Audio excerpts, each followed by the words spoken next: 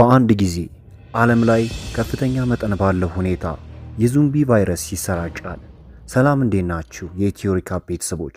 ዛሬም እጅግ ጣዕም ያለውን ፊልም ወደ እናንተ ይዘን መጣን። አብራችሁን ቆዩ። በዛን ጊዜ ታዲያ የሰው ልጅ ሕይወት አደጋ ውስጥ የወደቀ ሲሆን ዕለታዊ ምግባቸውን ለማግኘት እንኳን ይቸገሩ ነበር። ታሪካችን ሲጀምር ጄንሰን የተባለ አንድ ከአደጋው መትረፍ የቻለ ሰውን እያስመለከተን ነበር። ቀኑን ሙሉ ከተጓዘ በኋላ አንድ መጋዘን ያገኛል። ነገር ግን በመጋዘን ውስጥ ጠቃሚ የሆነ ነገር አላገኘም ነበር። ከቆይታ በኋላ ግን የሁለት ሰዎችን ሬሳ አግኝቶ ነበር። ሬሳዎቹም ደግሞ እጅ ለእጅ ተያይዘዋል። ይህንን ሲመለከት ጄንሰን በትዝታ ይሞላል። ከ19 ዓመት በፊት ስለሆነው ነገርም ማስታወስ ይጀምራል። በመቀጠልም ምስሉ ጄንሰን ከነፍሰ ጡር ሚስቱ ጋር አብሮ ሆኖ ያሳየን ነበረ። ከቆይታም በኋላ ሚስቱ አንድ ሕፃንን ትገላገላለች። ብዙም ሳይቆይ ግን ከርቀት ከፍተኛ መጠን ያለው አስፈሪ ድምፅን ይሰማሉ። ድምፁም የዙምቢዎች ድምፅ ነበረ። ታዲያ እነዛ ዙምቢዎች ጓደኞቹን አንድ በአንድ መመረዛቸውን ይጀምራሉ። ያለው አማራጭም ታዲያ ከዶክተሩ ጋርና ከሚስቱ ጋር በመሆን ከቦታው ልጁን ይዞ ማምለጥ ነበረ። በአሳዛኝ ሁኔታ ግን እነዛ ዙምቢዎች የጄንሰንን ሚስት ይገሉበታል። ያ ነገር ደግሞ ሐዘን ውስጥ ይከተዋል። እንደ ቀልድ ከዛ ቅጽበት በኋላ 2 አስርት ዓመታት ይቆጠራሉ። ጄንሰን ልጁን አጥቷታል።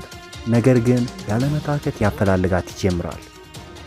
እያንዳንዱን ሬሳም ይመለከታል። ምናልባትም አንድ ቀን አገኛታለሁ የሚል እምነት ነበረው። ፀሐይ እየጠለቀች ባለችበት ጊዜ ጄንሰን በአውራ ጎዳናው ብቻውን ይጓዝ ይጀምራል።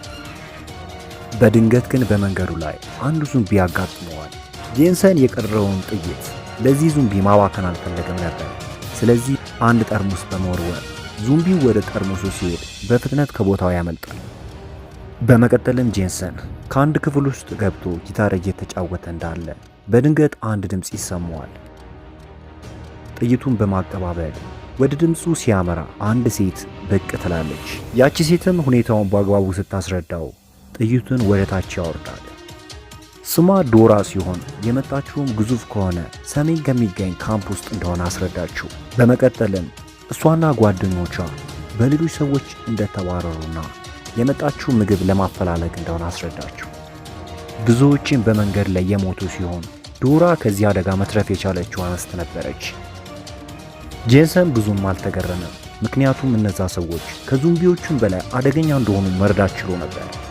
በመቀጠልም ዶራ ከሱ ጋር አብራ መቆየት እንደምትችልና የወደፊት ጉዞዋንም አብራ ማድረግ እንደምትፈልግ አስረዳችው። ምንም እንኳን እንጓዝ ያለችበት ነገር ለጄንሰን ደስታ ባይሰጠውም፣ ነገር ግን ብቸኛ መሆንን እሱም አይፈልግ ነበር። የእሷም ሐሳብ ብቸኛ መሆን አይደለም። የጄንሰን ሐሳብ ሁሉ ልጁን ማግኘት ነበረ። ስለዚህ በየቅጽበቶቹ በሐሳብ ይሞላል። ጄንሰን ከዚህ በፊት በሆነበት እውነት ሰዎችን ማመን አቁሞ ነበር። ስለዚህ ይህን ያህል ደስታ አልተሰማውም። በጄንሰንና በዶራ መካከል ከፍተኛ የሆነ መግባባት መፈጠር ችሎ ነበረ። ስለዚህ እሷ የጠየቀችውን ሁሉ ለማድረግ ይስማማል። በሰዎች መገለል ያለውን መጥፎ ስሜት የተረዳው ጄንሰን በሐሳቧ ሊስማማ ግድ ይለዋል። ጥቂት መንገድን ከተጓዙ በኋላ አንድ ነጋዴ ከሚገኝበት ስፍራ ይደርሳሉ። ጄንሰን በመቀጠል ሰውየው ምግብ እንዲሰጣቸው በምላሹም ደግሞ ጊታሩን ሊሰጠው ተስማማ። ጉዟቸው በጣም አደገኛ ከመሆኑ አንጻር ዝግጅት ማድረግ እንዳለባቸው ጄንሰን ጠንቅቆ ያውቃል። በመቀጠልም ጄንሰን አንድ ጋዜጣን ሲያነብ መንግስቱ ቫይረስ እንደተሰራጨና ሰዎችም ጥንቃቄ ማድረግ እንዳለባቸው ተጽፎበት ነበረ። በመቀጠልም ሁለቱም መጠለያ ከሚሆናቸው ከአንድ ቦታ ይጠለላሉ። ዶራም ታዲያ አንድ ጥይት ብቻ እንዳለው አውቃለች።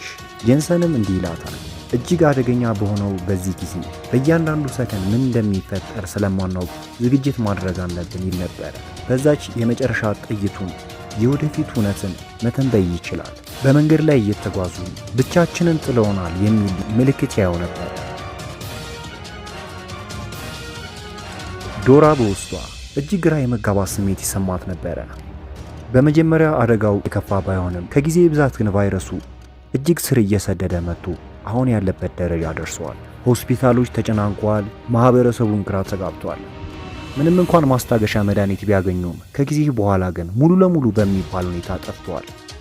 አሁን ሰዎች ተስፋ ቆርጠው እርስ በርስ መገዳደል ጀምረዋል። በመቀጠልም ጄንሰን ተስፋ ማድረግ አደጋ እንደሆነና ለስብራትም ራስን ማዘጋጀት እንደሆነ ይነግራታል። ጥቂት መንገድን ከተጓዙ በኋላ እጅግ አደገኛ ሰዎች የሆኑት ግዛት አካባቢ ይደርሳሉ። ከርቀትም ጄንሰን ሲመለከት አንድ ሰው ቢማጸናቸውም ነገር ግን ያለ ምህረት ሲገሉት ያያል። ዶራም በዛ ቅጽበት ከዚህ በፊት ስለሞተባት ጓደኛዋ አንድ በአንድ ለጄንሰን ትነግረዋለች። ምንም እንኳን እሷ ተደበቅ ብትለውም እሱ ግን ያንን ባለማድረጉ ሕይወቱን ቀጥፈውት ነበረ። በመቀጠልም ጄንሰን ይመለከታል። እነዚህ ሰዎች ለሕፃን እንኳን ርኅራኄ የላቸውም ነበረ። በድንገት ታዲያ ዶራን እነዛ አደገኛ ሰዎች ይዟታል። ምንም እንኳን ብዛታቸው ከፍተኛ ቢሆንም እሱ ግን እጅ አልሰጠህም ነበረ። የዚህም ፊልም ሌላ ክፍል በሌላ ቪዲዮ ይዘንላችሁ የምንመጣ ይሆናል። ይህን ቻናል ሰብስክራይብ እንዲሁም ቪዲዮ ላይክ ማድረግ ፈጽሞ እንዳይዘነጋ።